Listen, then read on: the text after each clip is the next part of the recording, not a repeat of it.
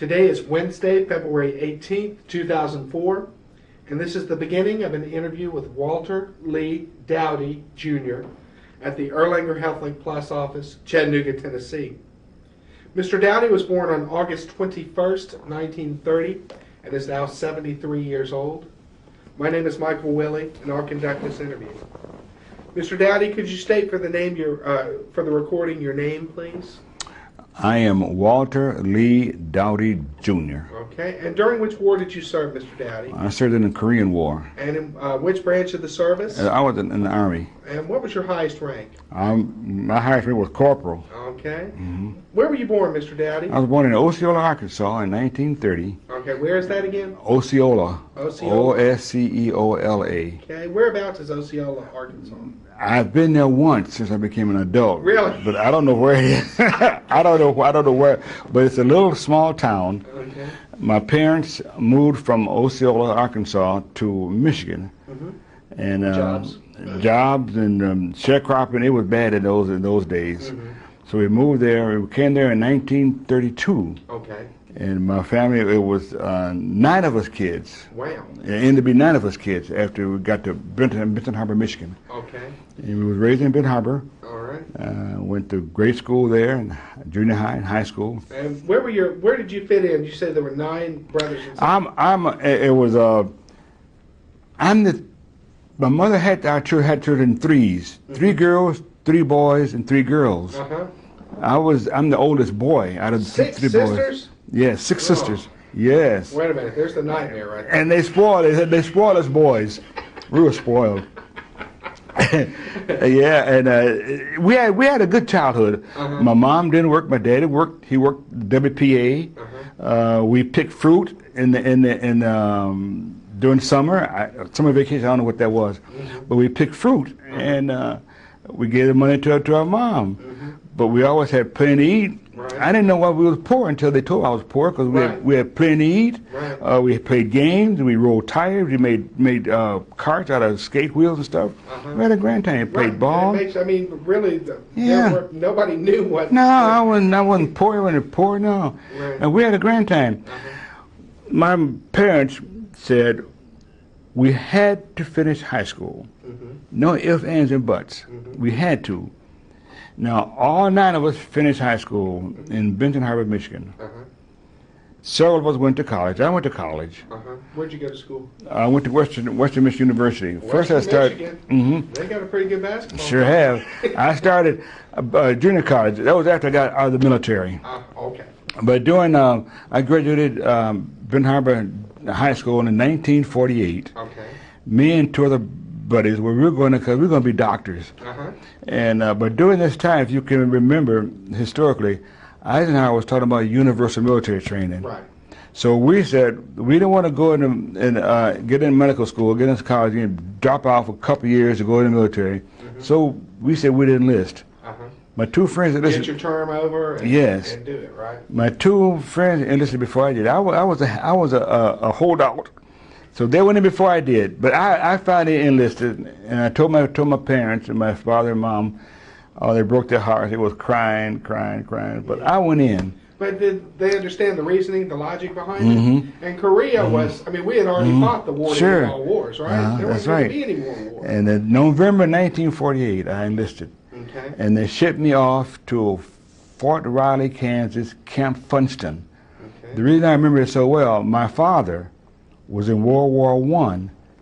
He went to the military from Mississippi, World War I. He took his basic training, guess where? Camp Funston, Fort Riley, Kansas. Really? Yeah. And he had a picture of him in his breeches-like thing with his campaign hat on, standing. Yeah, it was really great. And so we went there, and so after I got in basic, finished basic training, they didn't ship me out. They kept me back for cadre for the next people because I had passed the Army General Classification Test. Right. I was going to officer candidate school. So we and explain what cadre is too, just in case anybody. A cadre are the ones who train the recruits to come in. Right. We are the sergeants and the corporals to take care of the new recruits.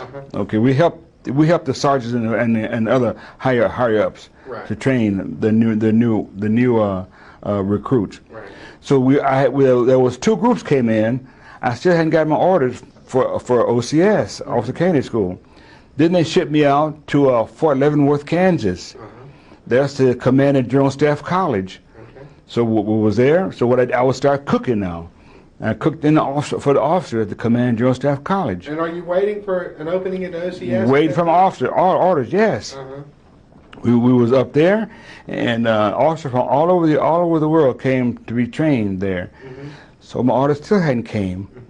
So I left there, and they shipped me out. I got orders to go to FECOM. FECOM is Far East Command. Okay. And where is that? That was either in Japan or the small islands, Iwo Jima, one of those small islands over there, Guam, one of those small islands. Right. Now at this time, let me ask you, when you signed up, when you enlisted in the service, what kind of commitment were we talking about at that time? 2 years? 3 years. 3 years. 3 years. Okay. 3 years. Okay. But now, when I got in and started reading stuff about the Army, I wanted to be an officer. I wanted to spend at least 6 years in the military. Okay. At least 6. I wanted to. Yeah. But if I'd be an officer, I'd make it a career. Right. I wanted to be an officer badly. So I was on that track. But when I got to Camp Stoneman, we got shipped out to California, and my duty station was Japan. We left February 14th. February 14th. 1950. 1950. Okay. Going to Japan. Okay, and this is before the Korean War. Before the Korean War. Right, shortly before, right? And at that time, were there advisors in Korea? Well, I guess. No, I don't know anything about that. But you know, all my time from 1948 to February 20, 1950, I'm just bopping around, doing nothing. Here, little. Right. No orders. Right. When I finally got to Japan, February 28th, 14 days on a merchant marine ship called the Daniel I. Sultan. We went over there, and I got settled in Camp Gifu. Okay, let me ask you this real quick before we get there. Had you ever been on the ocean before? No. You went out there? A little country boy from Ben Harbor, Michigan. Where I had been to Chicago, because my older sister went to Chicago, went to visit her. But I hadn't been on a ship. Right. I saw ships because in Lake Michigan, they had the big ocean liners come in, but I never got on one of them. I was a fisherman and a hunter with my daddy, and we had gardens. You know, small town kid. Right. Did you get seasick? Did I? Oh my goodness, I got seasick. And I was wondering why those old guys were seasick too. Those guys older than me were seasick. Right. But I got over it. And got up when we crossed the international date line. We got initiated. I want to hear about that. Talk about that. Into the domain of the Golden Dragon. We got a certificate. They would throw us over the side of the ship and drag us for about a few yards in the ship. Yeah, initiation. And you would go to bed on Wednesday night and wake up Wednesday morning. You lose time. Right. You have to kiss a nasty baby. Yeah, oh my goodness, we did all that kind of stuff. We did that stuff, but it was we didn't get it real. We was mild. Only hard thing, they throw you in the ocean and drag you. Yeah. Tell me, I was screaming. Oh my goodness. Hey, the good thing is you only got to do it once. Once. That's once. So I initiated to the domain of the Golden Dragon. Isn't that great? So we did that. Got to Japan, and man, I never been in a foreign country before. The smells, the noises. Well, I know when we get off the ship, went to the train station, and I saw a guy urinating, Japanese urinating, right there in the street. Nobody walked by. He walked by, and I said, "My Lord!" Right. And I was a scared little boy, man. And it's a different world. It sure is different. And they gave us a book, a phrase book in Japan, a Japanese phrase book. So I learned some phrases. Got to our duty station. They got me cooking again now. I'm cooking at this Camp Gifu in Naka, in Japan, N-A-K, Japan. And is this an American base there? Yeah, a U.S. Army base. Okay. So my orders finally came. My orders is in February, March, April. My orders came for Officer Candidate School. I had to take another physical. I was on orders to leave Japan in September 1950, come back to the United States, go to Fort Benning for OCS. I was going to be a 90-day wonder, man. Yeah. And so I took my physical, passed my physical and everything, and I was on orders for September 1950. You know when the war started? June 25, 1950. And they caught me in Japan. And man, we were on alert. and I never been on alert before. And blackouts, and I had to stand duty in the mess hall because I was one of the cooks. And they didn't give us any. And then when we finally got on alert to go over to Korea, they issued us live ammunition and combat gear. We had to sleep in our clothes, ready, with our packs at the foot of our bed, and ready for combat anytime, ready to go anytime. During this time, an earthquake hit our camp, and that was a different story. I fell out of bed, and the bill was shaking. I thought we got a bomb, but it was an earthquake. You know, I'd never been in an earthquake before. Right. Yeah. So we laughed and got over it. No one was hurt, just a tremor. Right. But man, when you see bed and buildings moving, man, that's something for you, a little guy like myself. Right. I was 19 years old. I wasn't 20. I was 20. We would be 20 in August of 1950, and at 19, I knew everything. Yeah. I knew everything. Nobody could tell me nothing. I knew it. I knew everything. That's what you call the malady. Is that what you call it? Yeah, the malady of youth. So but the thing about it, when I got in combat, now my daddy was in World War I. He never told me anything about combat. He was over in Europe. He got gassed over there. And but when I got in combat, the sergeant Leday, the first sergeant, back at the base, he told me in Japan, he said, well, Dowdy, he said, you're for candidate school. He said, we don't need cooks in Korea, we need soldiers, so we're going to give you a choice of a machine gun or a radio. And in basic training, I learned that machine guns don't last long in combat. I took a radio, forward observer, you know, one of those radios on your back. So they checked me out. I learned that quickly. But you know what? Now, some strange things happened. When I was in Camp Gifu, before we went on to Korea, we had white officers. When you got alert to go to Korea, they changed. We were on black officers. Really? Yes. I went in combat. And this is early on in Korea, especially, right? No, this is early. All right. I went in combat with an all-black outfit. Really? Black officers, everything black. But in Japan, we had white officers. We had a white captain, white warrant officers, and everything. My first sergeant was a black man, Sergeant Leday. He got killed in Korea. But I thought about that.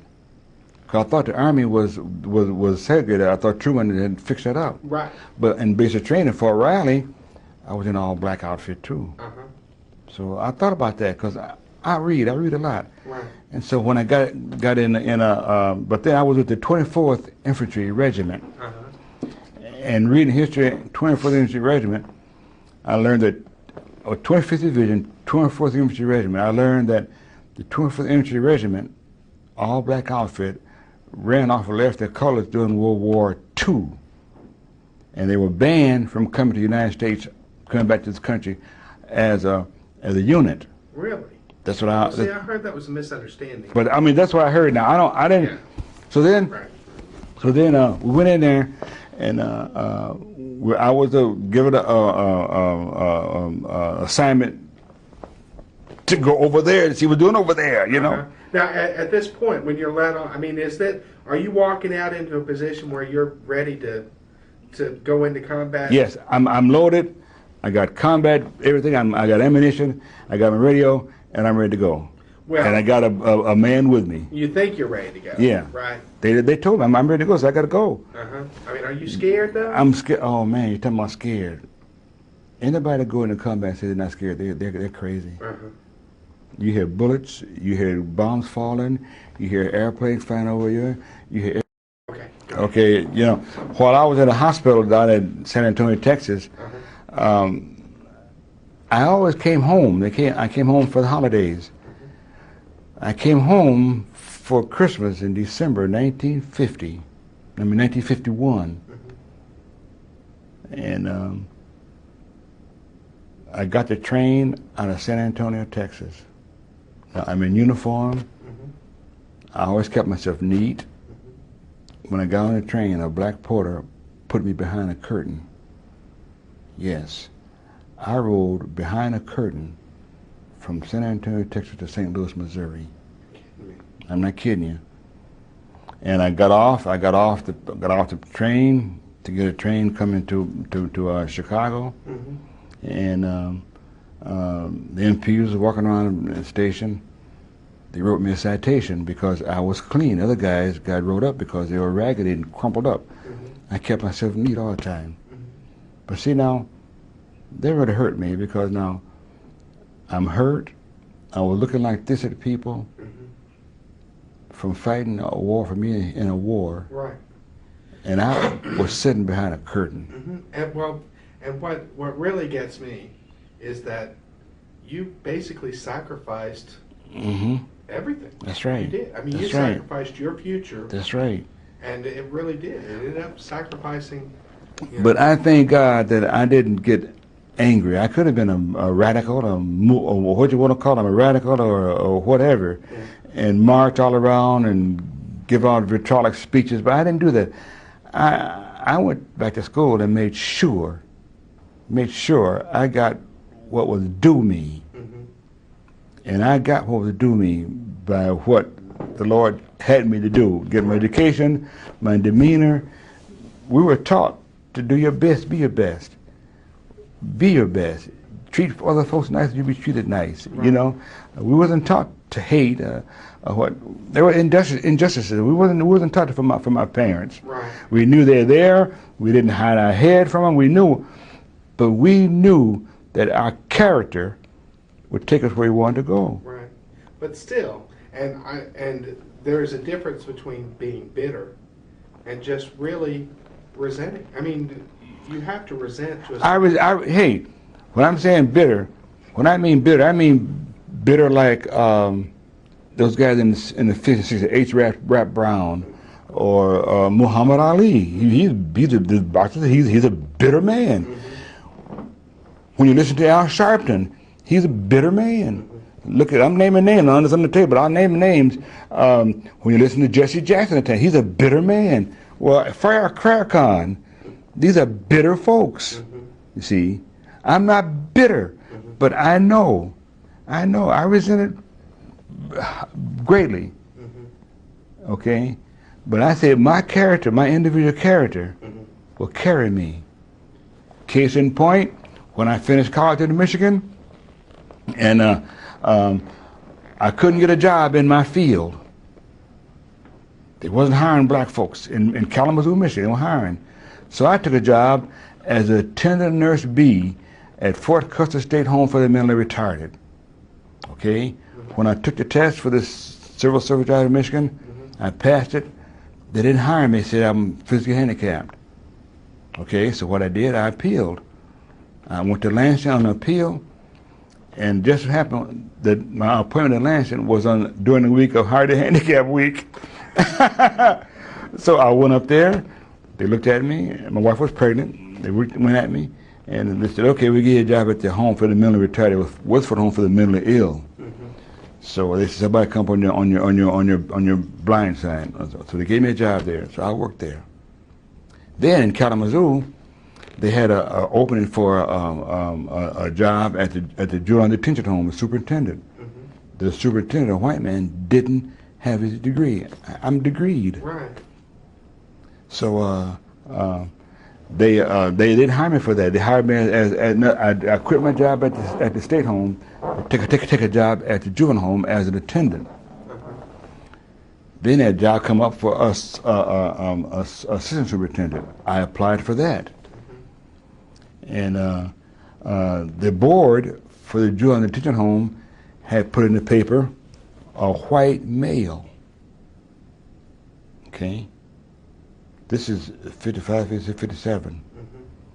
And so I said, I got my credentials. Now, NAACP during all those years was marching and everything. Everything was, I didn't go to NAACP. I got my credentials. I made an appointment with the probate judge, Judge Ivan Wheeler. Made an appointment with him. I talked to him. I said, "Judge, my name is Walter Dowdy. I work at the juvenile home. You have an opening there for a citizenship superintendent." I said, "Man, I want that job." I said, and I'm qualified. He said, "Oh, are you?" I said, "My name is Big Jess." And I reached in my pocket, gave my credentials. He got up and walked around his desk and looked out the window. He said, I said, man, the job is here for white men. I said, man, that's not right. I said, I'm not going to stand for that, Judge. No, I'm going to tell you straight up. He said, well, Walt, the job is yours. I said, now, there's a stipulation there. There's some money for a live-in. I said, I want the money paid to me and Sarah. I'm not going to live. I got a house. Right. Well, I said, no, Judge, now, look it now. I said, no. I said, now, look it. I want it in my salary, Judge. He said, well, okay, we'll do that. You know, so I got it. Mm-hmm. I worked at that place until from 1960 to 1960 as superintendent. Then the judge called me down to his office again. He wanted me to come down to the courthouse to be a juvenile probation officer. I was the first black juvenile probation officer in Kalamazoo County, really? Michigan. I worked out, and I worked myself up to a casework supervisor. I had 7 caseworkers under me, only black now. Okay. Then what happened when I went to the county was campaigning to start a community college, and then my name had got around. Because I work hard with juveniles. I work with hard. That was my love. Because my kids were juveniles too, you know. Yeah. So what I did, the community college board wanted to recruit students for the college to open in September of 1970. Mm-hmm. So what they did, they come to me and wanted me to recruit students for them. So they called out to the college office and we recruit students. I said, now what kind of records you want, you know? And they paid me good money to recruit students. And so they said, well, you know, records, Walt, we know you'll do a good job. So I said, they're not going to pay me money for nothing. So I would call students, my former juveniles, I'd call them, and I would go by, I'd see them on anytime, and I'd make a 3x5 card, name, address, what I saw, you know, and so the college opened in September of 1970. And so what happened, the president had all the black students come to his office and ask him why they choose to come to this community college. They said, Mr. Dowdy told me to come. Mr. Dowdy told me to come. So he told me this. Then he offered me a job. And I said, well, named Dr. Dale B. Lake. I said, well, I'll think about it. So I went back to my judge at the probate court and told him about it. He said, well, I thought it was something like this. So I said, man, I'm not doing anything behind your back. I want you to know, you know. So he said, okay, keep me posted. So we bantered back and forth, salary and stuff, and I told this president, I said, he wanted to pay me the same thing I'm making at the, I said, no. I said, look at, I'm this kind of guy, man. Either I'm gonna move up or move back. I don't take no lateral moves, man. No. So he called me New Year's Eve and made me an offer. My stomach was just rolling good, and I said, well, let me think about this for a while, you know. And I hang the phone and told the kid with everybody, so I made him sweat a couple of days at the holiday. I made him sweat, and I took the job. Now, look at this now. This is Black History Month. This is all coming out.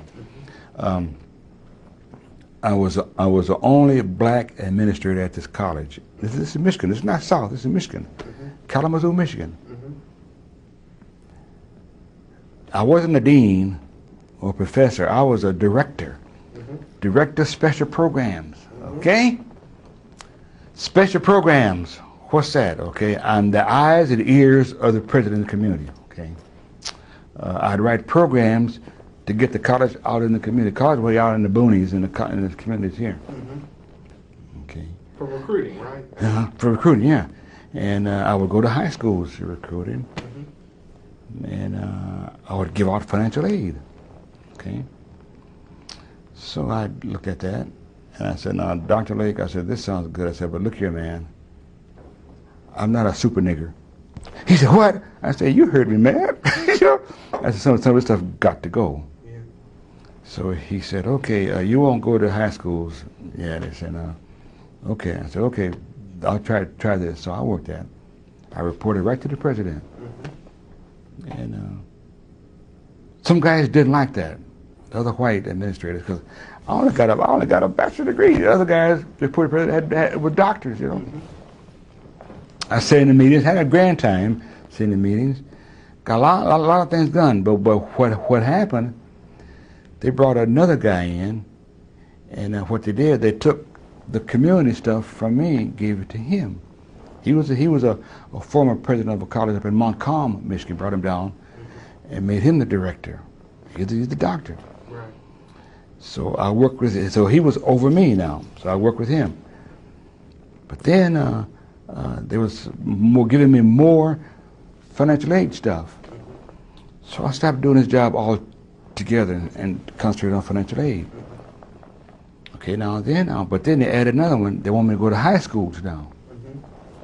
Want me to counsel incoming students now. Okay, but then they brought in another guy to take over financial aid that I had built up, because I had no financial aid. I hadn't built it. Let you build it. I built it. You develop it. While I did that, then they had foreign students, so they wanted me to work with foreign students and go out to high schools. Okay. So what I did, I built the foreign student program up so big, I quit going to high schools. I was the only black man in community college work that worked with foreign students in this United States. I worked that program up so great, man, so great, and look how the Lord did that now. Look what God did in my life. Now, I don't mean to get away from this, but you had told me about that you were in the ministry. And was that going on during this time? I'm a Christian. I'm not in the ministry yet. Okay. I'm not in the ministry yet. Okay. No. But obviously it plays an important part. It does. It's a very important part. Now, doing all this time now, look what God did.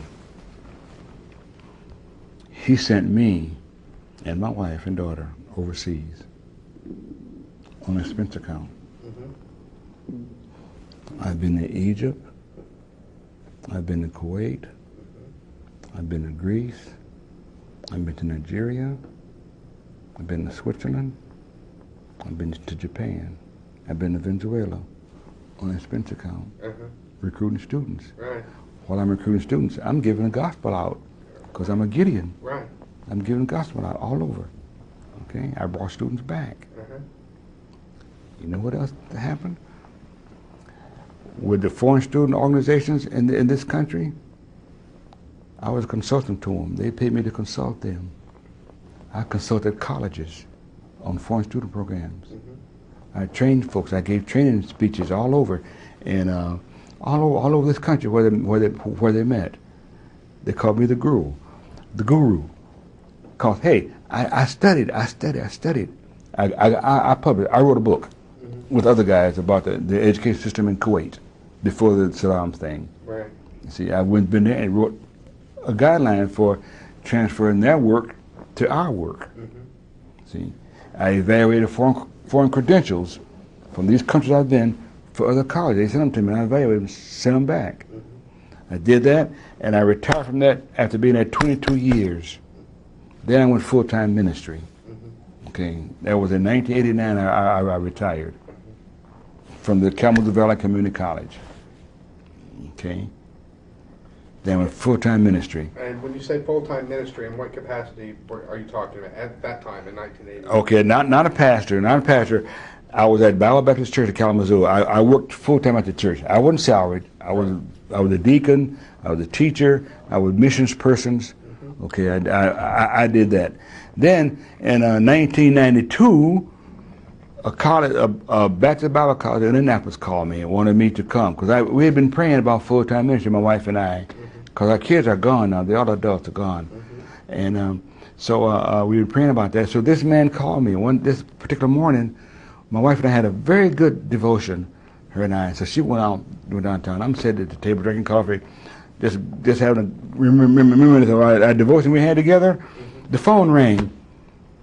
He said, Walter Dowdy? I said, yes. He said, this is Dr. Ware, president of Baptist Bible College in Indianapolis, and I heard about you. I want your resume.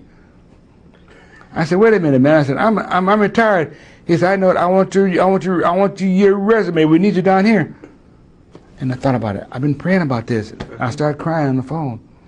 He said, brother, you all right? I said, oh my God, I've been praying about this for 3 years. You know. So he said, I said, let me get myself together. So we got us together. Sent my resume. Went down to Indianapolis. No salary at this this Bethel Bible College, and we put a house up for sale, but we leased it. We gave stuff away. Moved with a truck. Moved down there. And I was the dean of students of the college down there. We got the college up on its feet. Really? College going grand now. We stayed there for 7 years at this college. Got it going. Wasn't accredited. Got it accredited. It's doing fine. So then, my secretary I had at the college, at Campbell's Valley Community College, her and her husband moved to Tennessee to work he was working with the federal government in chickens. He was inspector. She got a job at the Tennessee Baptist Children's Home out here on Lee Highway. Her name was Ann. And she was my secretary. So she called me and said, Mr. Dowdy, I want you to see this place. You know, I'm in Indianapolis. So so we stopped by here on the way to Florida, because I'm gonna travel now, man. Right. And retired. Yeah. You can't warm up one place too long. So we stopped by here to see her. She toured us and the children's home out here on Lee Highway. And we need you here, Mr. Dowdy. I said, no, I'm retired now. I'm just do my thing where I can teach at the Bible college and stuff. So I was looking at going to Columbia, South Carolina. They got a Bible college there. I'm going to teach at the Bible college. Dr. Seegers, the director of this place, called me when I got back home. Walt, we sure need you here, the house parents here. I said, man, nah. Well, listen, let me send you an application. I said, oh my goodness, Lord, what you saying to me? So we started praying about it, and we end up here. So we moved from there, here. We gave all the stuff away again. We moved here in a U-Haul and a car. And you know what the Lord did? More than the Lord is something different. We stayed there 3 years, and we bought a house. You know the Lord filled that house up for us. Yeah, we didn't have nothing. I'll tell you what. He filled up, man, and we got more stuff now we ever needed. We give stuff away. We don't need it.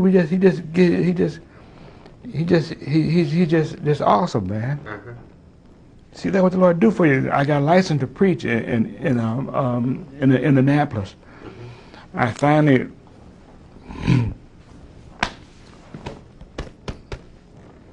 I just want to do this on a table. You are fine. You are absolutely fine. Don't even worry about it. But I answered the call to preaching in Indianapolis. I've been preaching ever since. My gifts is teaching and preaching. That's and evangelism. That's my spiritual gift. My wife's gift is teaching and speaking. We got her and I just like together. Right. The Lord put us together, man, and we've been married. June 8th, we've been married 52 years. It'll be June 8th. Look, it was 5 children, and I'm gonna boohoo again. My oldest boy, Terry, man, he died June 6th this year, and I'm not over it yet. Good boy. He was on vacation in Florida with his family and broke his ankle and had a blood clot and died, man. And he had worked at a company 28 years in Kalamazoo, Michigan. He was too young to retire. He had 5 more years to work to retire at full benefits, 33 years at a company.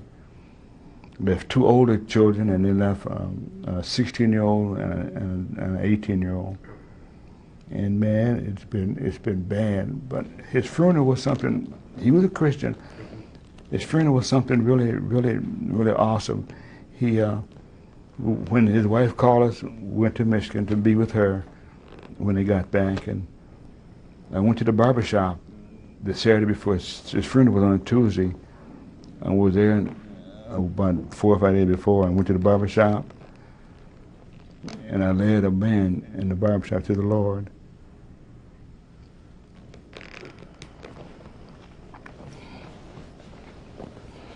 And if Terry had died, that man wouldn't have got saved. I wouldn't have been in Kalamazoo. See? At his funeral, two more folks got saved at his funeral. So it's awesome. I had last Friday was bad for my wife and I, anyway. My mom died November 20th, but she was 100 years old in 6 months, and it's different because she had been sick off and on, and it's different from your son, from your kid, because my will is, and our will, Terry's supposed to be he's the executive of our will, and kids don't bury, parents don't bury kids, you know, and so. But it was hard. He had a good home going. It was good. He made 50 September 6th last year, and we made a book, big book of his 50 years with his baby picture, all the time. And we gave it to him. He had a nice vacation. Nice birthday party down at his house in Michigan. And so that's the hard part of being a parent. My other kids are doing fine. Kevin, his other brother, he's in Ohio, and he was in Desert Storm. My oldest daughter's married. Retired, right? Did he retire from the service? No, he didn't retire. He got out and wasn't going back to Desert Storm. He didn't want to go back to Desert Storm because he was in excuse me, when that Scud hit Duran. Oh, really? He was in Duran. He was an X-ray technician. And he was in Iran. He said, Dad, I'm not going back. He didn't take all them pills they told him to take either. So he didn't get sick. My oldest daughter's married. She's a orthopedic nurse, and she's doing fine. Her husband in Benton Harbor. Her husband is the director of the Habitat for Humanity program there. Really? And my other daughter, her husband leaving Thursday, going to Minnesota, Camp McCoy, Minnesota, to go over to Iraq or Afghanistan, one of the two. She's a teacher in Detroit, and he's a teacher in Detroit, but he's he's major something in the reserves, so he's going. My youngest daughter is in Ann Arbor, and they all doing fine. It sounds like it. It sounds like. Do you get to go up? Do you see them often? I see them. I see them as often. But we got ourselves busy here. I know. In our church. Now today, every Wednesday, we go down to St. Elmo Gospel Mission, and we serve there from 9 to 1 every Wednesday. My wife helps in the office, and I do the witnessing for the folks coming in for food and clothing. And at my church, I'm a deacon in my church, and I teach at our church. And so that's how we spend our time. Well, it sounds like you're more busy after you retire. Yeah, but it's good. But let me tell you something more about this military thing.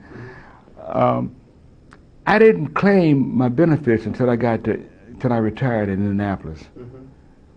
I was working in good money, and I didn't go to the doctor for nothing. I went to civilian doctors, and I paid my way because I had good insurance. And when I got to Indianapolis, I retired, and I went to the VA hospital, Rodebush Hospital, VA Medical Center in Indianapolis, and they told me, "Where you been?" I said, "What do you mean where I've been?" They said, "You should have been here a long time ago. You're entitled to this." Entitled to what? To all these benefits, I said, "Oh my Lord," So I've been getting my benefits from all this, And then as I go to my appointment, sit there, and a lot of veterans just complain, and a lot of veterans give those workers, the doctors and the nurses, a hard time, and I found a lot of veterans aren't thankful for the benefits from being in the service. The hurt now is behind. I'm over the hurt. Although it's forever near me. But I'm enjoying my benefits. I'm enjoying life now. But you know what?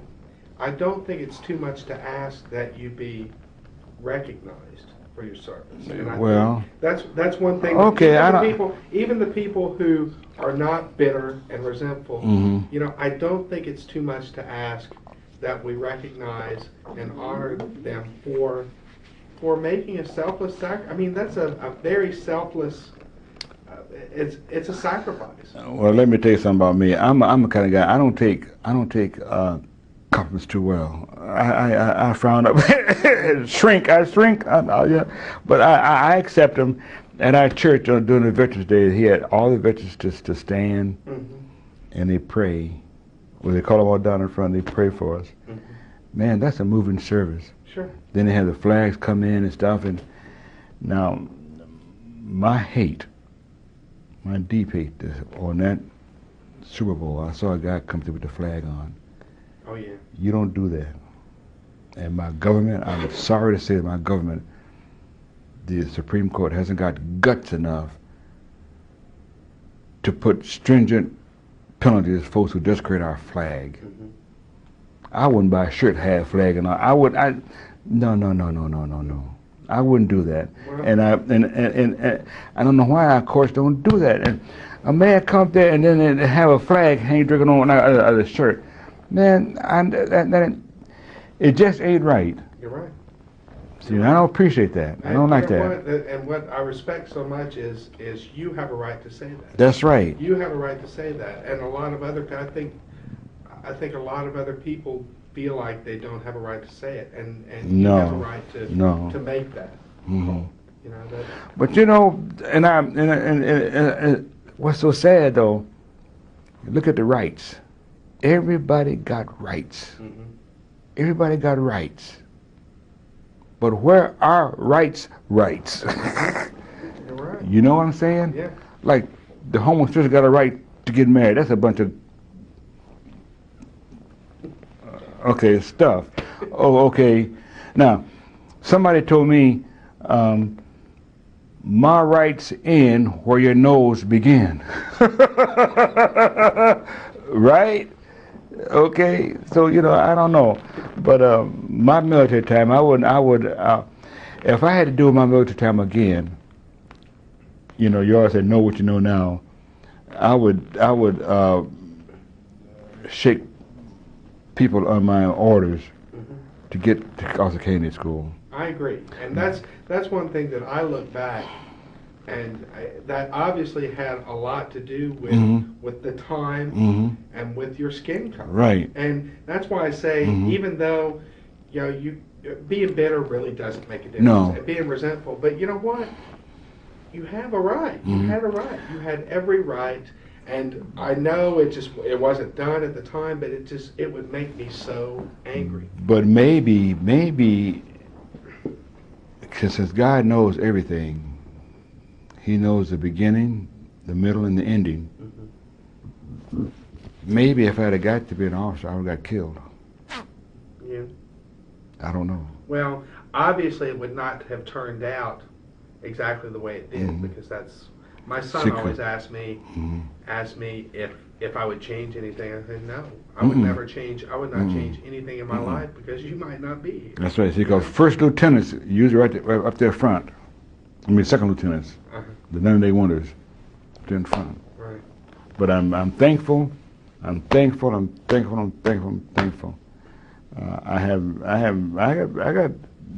got a regret and brood over it. I don't have any regrets. I don't have any at all. Well, you've obviously shaped and changed lives, and that's... Well, we try, and that's what we're here for. God kept me here for a reason, and I'm trying to work out that reason with my hand and His hand, and we can do it.